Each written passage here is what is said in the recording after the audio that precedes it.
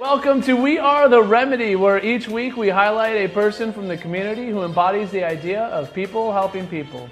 We raise awareness of good news and broadcast to the world more good news.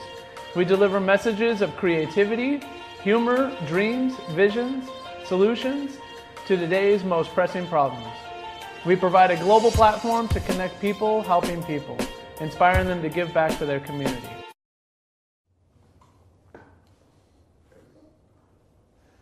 Welcome back to We Are the Remedy. My name is Trevor Henley, and I'm the inspirational activist and founder of Desire to Inspire Studios. We have with us Michael Pritchard again, and Jose Varela, who is the Chief Public Defender of Marin County. Right. So good morning, and welcome to our show, and thank you for being here. Honored to have such a good and wise soul with us. So, we all embody the idea of people helping people, and today, how are you two connected? Well, I met Jose from the many young people he mentors into the legal profession, and I was overwhelmed remarkably many years ago when I first met him at the volume of young people he has inspired and lifted up and encouraged to get into this field. And if you want to know what really solves community conflicts and problems, crime, mental health issues, it's women and men like Jose who take time to mentor young people to help with the issues of mental health, crime, probation, parole, incarceration. And that's what he does. And he truly is. He's a humble man, but he's a genius. St. Mary's graduate, played rugby out there. And just knowing that there are public servants like him, and he started his career in San Diego, so he knows the world. And we were blessed enough to get him here as our chief public defender, but a remarkable spirit at mentoring kids. Can you tell us what the impact it's had on your life to mentor so many? Well, it's been wonderful. For me, as you all know, when you help other people, instinctively you're helping yourself. You're reimagining the kindness that was given to you by others. Because most of the people that are involved in mentoring, like myself, it really is giving back that which was given to you because it helped you so much. And so for me, growing up, my dad died when I was 10. So my mom was a single mother raising 5 kids, doing primarily Spanish-speaking family when we were growing up, and then trying to shepherd us into doing good things in life. And she was helped by a community. I grew up in Martinez, California, in the East Bay, and thank God for all the people that were helping there. Because I tell people I was not, the gentlest of kids. I got into trouble and I did all that stuff, but I always had people that shepherded me to the right way. Counselors that said, "No, you're smart enough to go to college. You can do that." And as I got into college and everything else like that, going through these experiences, I realized that there were many kids behind me who had nobody to guide them. Wow. And once I started realizing that the guiding process really is one of just saying to somebody, if I can do it, you can do it. Right. Let me show you some of the intricacies and some of the things you're going to feel. And it's okay to feel those things, but then you're going to be able to do this. And one of the things that I always appreciate is when the students come back and say, "My God, I wasn't scared. Because you actually told me what to expect, I wasn't scared." And they sometimes will say to me, "I heard your little voice in my head." Yoda. The legal Yoda. And I think both of you guys have probably felt this when you're going through something and people said, "God, you helped me so much. What did you do?" I said, "I saw something in you couldn't see." Right. So, Wow. It's like what a the line. reality What is a that, great line. I'm taking a mirror and going like this and giving you a perspective that I know is there, but you may not see it yet. And so I've been blessed. I mentor as often as I possibly can. Mike and I have talked about this, whether it's a mentorship program that I started here in Marin County when I came to the Public Defender's Office. I had one in San Diego that was really well established. And when I got here, they had some interns here, but nothing like what I wanted to do.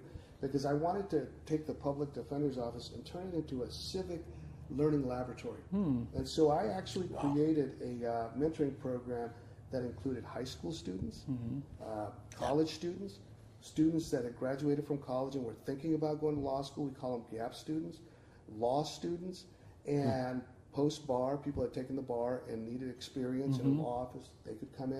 And we also had volunteer experience, volunteer attorneys, some of whom had retired as lawyers who had always wanted to be public defenders and come back and help us. Wow. So we have this generational thing that is there. And the youngest kid I've taken is a 13-year-old. And I'll give you kind of a funny story about those two kids. They were twins. They were 13-year-old twins. They were hyper as all get out. And their mother 13-year-old kids. And their mother said, please do anything you can with them. You and I could probably be familiar with that. Okay. And so these kids are running around, right? And finally, it's their last day. Jose, give us something to do. Oh, twins, leave me alone. I got work to do. Go find something to do. No, give us something to do. And all of a sudden, an email comes in to my computer, and it says, lost this file. I said, twins, you guys want something to do? Go find this file. 2 hours later, they put the file on my desk. Wow. And I said, how did you find it? Well, we did what you told us to do. I said, so tell me, what did I tell you to do? Well, you Record that. You said that, to put ourselves in the position of the thing that we were trying to know about. So we asked ourselves, let's be a file. And if I was a file, who would lose me? Wow. And then we said, a human being would lose me. And then after that we said, if a human being was going to lose me, how would they lose me? They probably would change these numbers at the very end, and they probably put it in the wrong place. And so then we said, if the human being was going to lose me on the number, which numbers are the ones that did that? And so, once we figured that out, Jose, we went there, and then we found the file. Somebody had misfiled. Wow. And I told their mother, my work is done here. That's one of those moments we go, yeah. My work is done. But the reality is that's the kinds of thing that gives you joy, is when you realize that you've actually gotten into a child's brain and given them skill sets to be able to navigate the process of looking at the world and really making their own knowledgeable choices and decisions. And teaching them that it's hard work to make the right decisions, to not be reactive, to actually think. One of the things I always teach my students is I tell them, I said, I want to talk to you about strategy. I said, when you first face a problem, what do you think one of the best strategies is? And they'll guess and they'll do a lot of things. I say, well, Sun Tzu said one of the greatest strategies in war is to retreat. And of course, everybody seems to have a negative connotation about the word retreat. But I say to them, look what retreat means. I'm right here, but when I retreat, look what I do. I open everything up. I start seeing other things. I said, retreat should really be called space for reflection. I said, so whenever you face a problem, it's okay to wait. Most people think, I got to do something. I said, no. You're strategically allowed to do something, not do anything, or wait till you have more information. I said, a great place to be is to say, I don't know. Therefore, I need the time to learn and know. And once kids sort of get that, it's really wonderful to see them go from reactive to reflection and to start working that process. And that's the thing I enjoy about mentoring the most, is teaching people how to tame the racing mind, the anxious mind, that can oftentimes trigger us into some really bad places, to actually get to this place of calmness, to be able to look at a problem, assess it, and then make a decision that is sustainable and attainable. Philosophy. Yeah, major. wow, that's awesome. Right? So Isn't it great? you talk a lot about just the kids, but in your internship, you go all the way through adults. Yeah. Right. I'm assuming that and I hate the word assuming because it makes an ass out of me and me, but I'm assuming that it has the same effect on all of the interns or all of the people involved in the project, not just the kids. The very thing I teach to 13-year-olds, I teach 30 and 40-year-olds. Yeah. And most often people say, why didn't anybody teach us this? And one of the reasons that I try to get kids as young as I possibly can is my students, after they've gone through their internship, have gone on to become student body presidents, have gone on to be accepted to Yale, to Harvard, to NYU, because all of a sudden they realize that their education isn't going to school. As I teach them, the subject matters you study in school are simply lenses that you're allowed to look at reality through. I said, in criminal defense, we have to use the history lens because most crimes are solved by determining what happened before, during, and after. That historical perspective. I said we use English because we have to know the motives of characters in our story and our themes, the theory of our cases that are the stories that we tell that help our clients have a defense. I said, so when you're in school, you should be studying because you're learning to sharpen the lens. You're learning to really sharpen the microscope. So don't think of studying as, oh, drudgery homework. Say, oh, yeah. And the thing about sharpening the lens is it's hard. It's a hard surface that you're trying to sharpen. And it's supposed to be hard because this beautiful thing we call the brain is developing new neural pathways of solutions. You know how sometimes when you finish your homework and you get it and you understand it, that's a new neural pathway of solution that's been created. So your job is to take this brain that isn't going to be fully formed until you're 26 and feed it all these problems and really try to work out solutions. Because once that brain starts working with the subconscious to get decisions and solutions in there, you're going to be amazed at how simple some of these solutions are. Because the hard part about being a lawyer or any kind of profession is we have to take the complex and make it simple. And that journey from complexity to simplicity is an artistic journey, it's a philosophical journey, but it's a beautiful journey. So, speaking to young people like this, they want to hear this. Nobody speaks to them this way. You know, it's sort of like, here's your homework, you did it, and the old standard, review, remedy, retest, everything, the R's. Regurgitate. Yeah, regurgitate. And really what students want is they want the ease. I always tell people, you're doing great. You got all the ease. You're going to be able to do it. And they say, with the enthusiasm, engagement, and encouragement. That's all kids want. Yes. Be enthusiastic. Absolutely. Give me your soul if you're going to teach me. Engage me. Be willing to be a fool. Risk. Mike and I love comedy. We tease each other all the time. And that engagement of humor with children is just an essential component of saying, I'm willing to be a fool for you. To help you on your journey, right? And this whole notion of encouraging when they're down. I have students that will call me and say, I just need to talk to you. Can you make me feel better? Sure. Then I'll tell you the one about, And normally Mike will have given me 2 or 3 jokes that I can then pass on, right? And that process of engagement and being real is so essential to how you help somebody who then is going to help somebody else. The thing that I really enjoy about the work with kids is everybody thinks that kids that come to work with me all want to become teachers. Become lawyers. But the reality is many of them don't. I've had 5 school teachers come out of my internship. They said, I saw the law. I don't want that. She said, I enjoyed the teaching part of what we did. So they joined Teach for America. They joined all these other places. And to me, I think that that's one of the beautiful parts of the internship. I tell people, you're going to get to find out whether you want to say yes to something or no to something.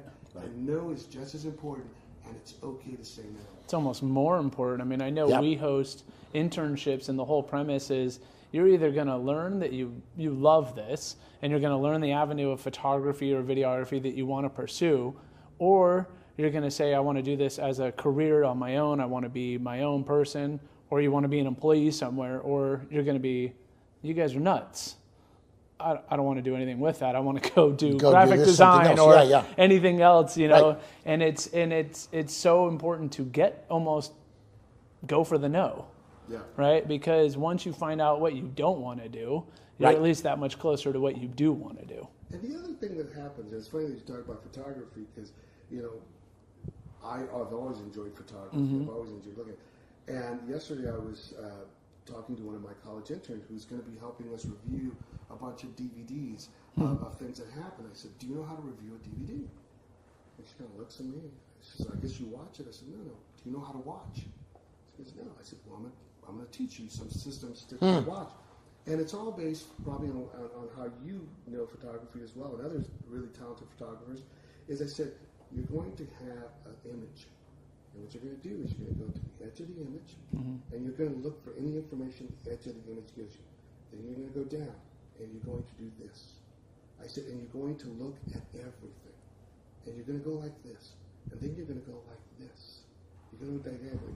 Every one of those views is going to give you something different. You're going to grid this place.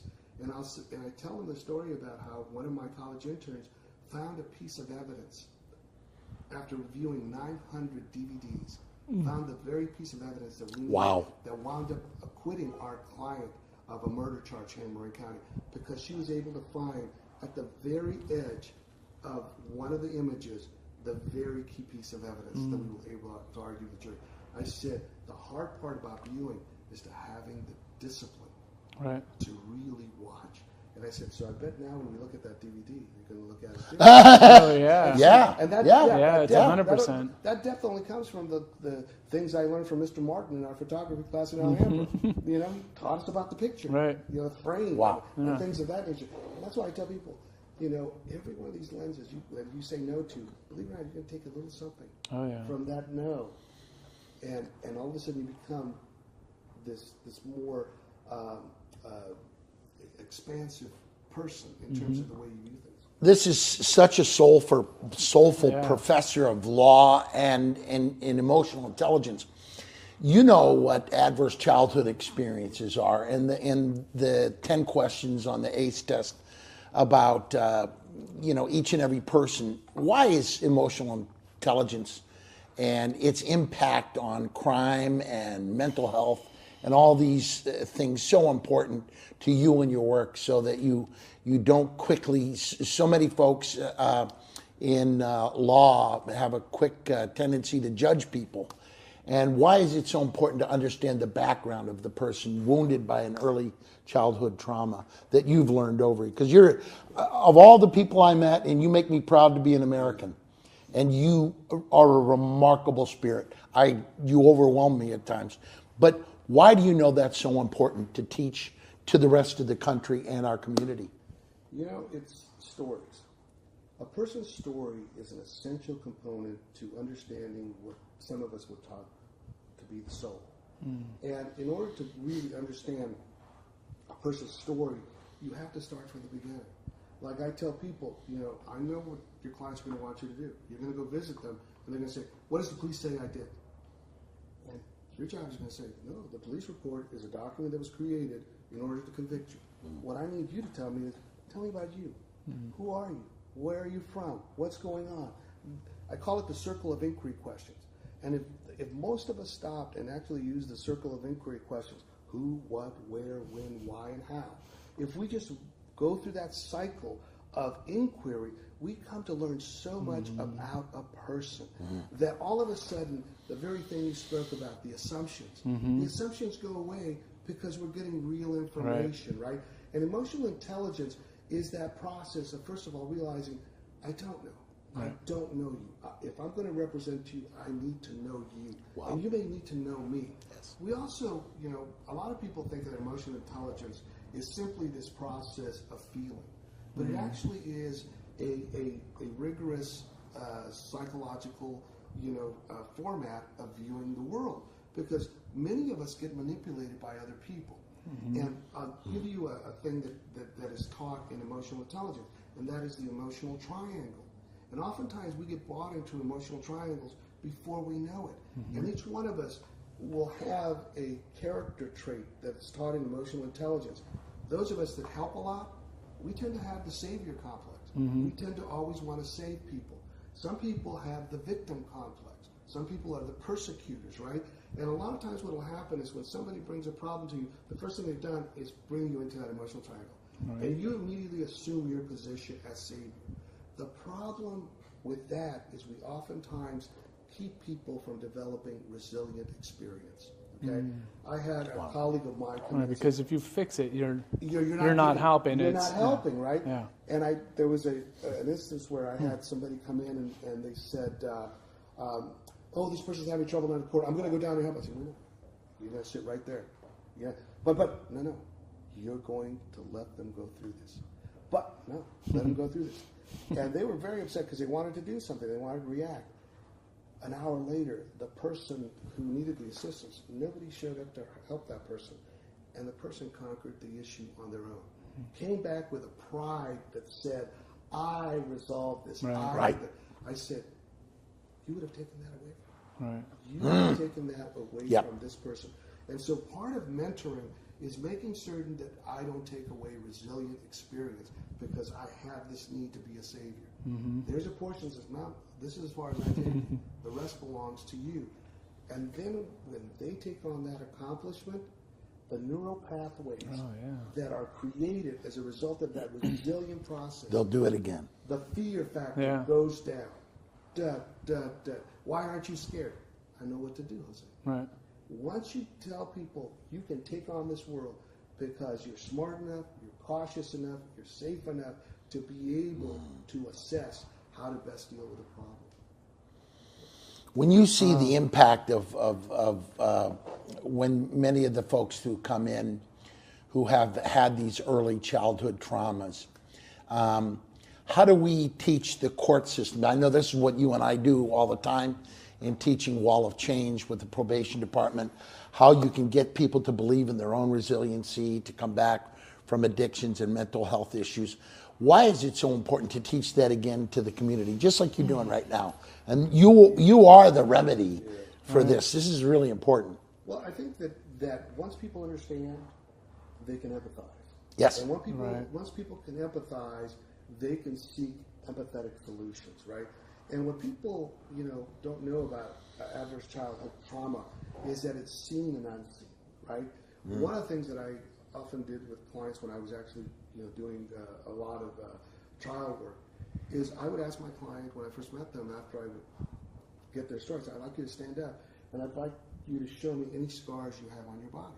Wow. And what I wanted to see was the physical trauma that they had suffered. And I can't tell you how often they would show me gashes from bats, knife wounds, burns, everything, right? And what people don't understand is that's a very powerful thing, right? And when I write to a judge and say, this child at the age of 5 started suffering physical trauma, and that trauma included burns, because there were parents that were mean enough that would burn their children with cigarettes to do stuff, right? And they said that's the way I was disciplined, things of that nature. Kids who had scars from beatings, things of that nature. And all of a sudden, you take judges who just see, oh, the cops arrested him, this is a bad person. All of a sudden, realize, oh my God, this is different. You see prosecutors who would all of a sudden look at a case and go, oh my God, this is different, right? And so this notion of adverse childhood trauma is one that we can't run away from, because people in the criminal justice system want to just do their job oftentimes. I don't want to think about that, Jose, because if you take me to that place, I really have to think about it. What they want And to you do have is to react. feel. Cops said that he's guilty of this, I'm going to prosecute him for this. Right. Why don't you stop and listen? I will tell you that I'm very proud to work with the prosecutors here in Marin County, because people from Lori Fragoli to Kevin O'Hara to many of the people that work in the therapeutic courts, are sensitive to this. And we can give them that information, and they'll review a case. And they'll say, Jose, you're right. And the reason that we want to get on that same conversation is that it's real, right? I worked in Los Angeles when I first started my career as a public defender, and then went to San Diego, right? But the volume in those places was just so intense that trying to do this kind of work, sometimes you would just get lost in the volume. But you have to keep trying. And people used to make fun of me. That's the liberal, bleeding heart public defender. That's the guy who believes them all. That kind of stuff. I didn't care. My attitude is, my mom said, I want you to be a teacher, but if you're going to be a lawyer, be one that makes people better for having known you. Which I always thought was a great motto.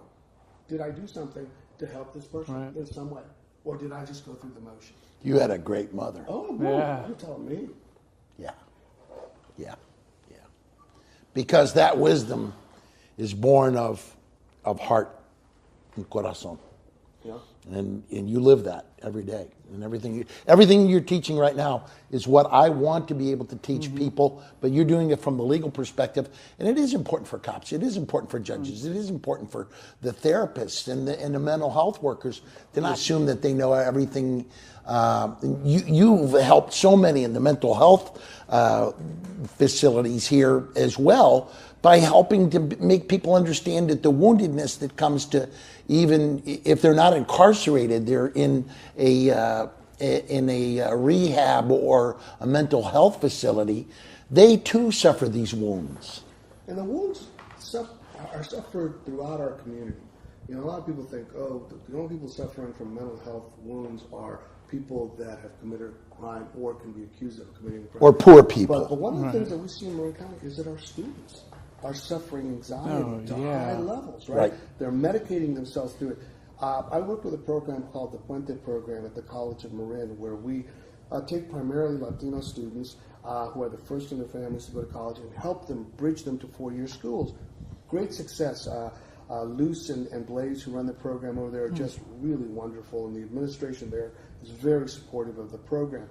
But one time I said to them, you know, we should have basically sessions where men can be with men and women can be with women.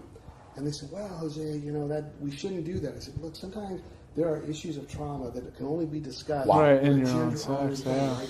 And so I take this group of men, Wisdom. and we wind up spending an hour and a half, and they start telling me about the weight of responsibility. And the Luce had taken the group of women. She goes, I didn't have enough Kleenex. I did not realize just the fight that these young women had to try to get educated, because so many of their families say, why are you wasting your time on education? Wow. You should be out there doing this and that. And to hear that stuff, I said, yeah, sometimes it can only be said in these settings where people feel safe. Right. And sometimes people only feel safe when they are in a gender-specific or gender, exclusive sort of environment. There are times, and always for inclusion, but this ability to look at your problem from the perspective of others just like you, and unburden.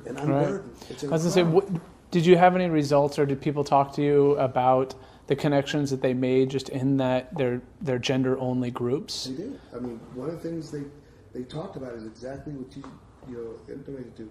They felt safe. Mm-hmm. They felt that they were with other people living their journey. Yeah. And they didn't feel like they had to perform. You know, one of the things that happened is that even the guys were saying, it's a lot of pressure for me. My family's saying, what are you doing going to school? Why don't you just get married and get a construction job like everybody else does, right?